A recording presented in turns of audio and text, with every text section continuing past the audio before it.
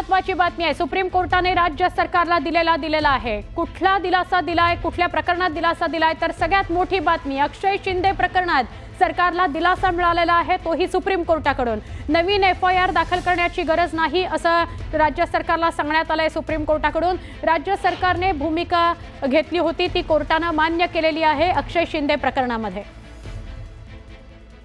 आमचे प्रतिनिधी प्रशांत बाग यांना विचार, प्रशांत, हा राज्य सरकारला दिलासा म्हणायचा का सुप्रीम कोर्टाकडून की पुन्हा एकदा FIR दाखल करावी नाही लागणार?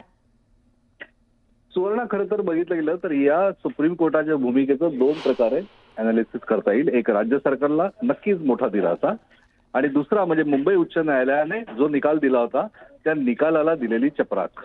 या सगळ्या विषयामध्ये या दोन महत्वाच्या गोष्टी आहे की अक्षय शिंदेचा जो मृत्यू झाला ते एन्काउंटर बनावट आहे, हा अहवाल या आधारावरच न्यायमूर्ती रेवती मोहिते डरे आणि न्यायमूर्ती नीला गोखले यांच्या द्विसदस्य खंडपीठानं FIR दाखल करण्याचे, तत्काळ FIR दाखल करण्याचे आणखी विशेष SIT नेमायचे राज्य सरकारला आदेश दिले होते।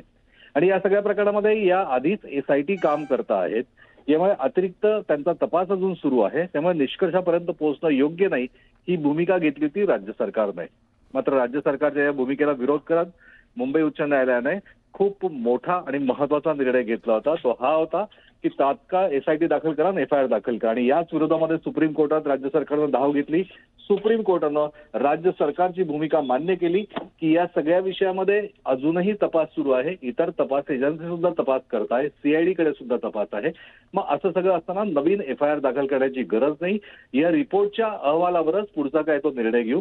याचमुळे हा राज्य सरकारला मोठा दिलासा म्हणता येईल आणि मुंबई उच्च न्यायालयाने दिलेल्या निर्णयावर सुप्रीम कोर्टानं खूप मोठी रोख लावली आहे असंही आपल्याला नक्कीच म्हणता येईल। नक्की, धन्यवाद। आपण ही सविस्तर माहिती दिली त्याबद्दल प्रशांत।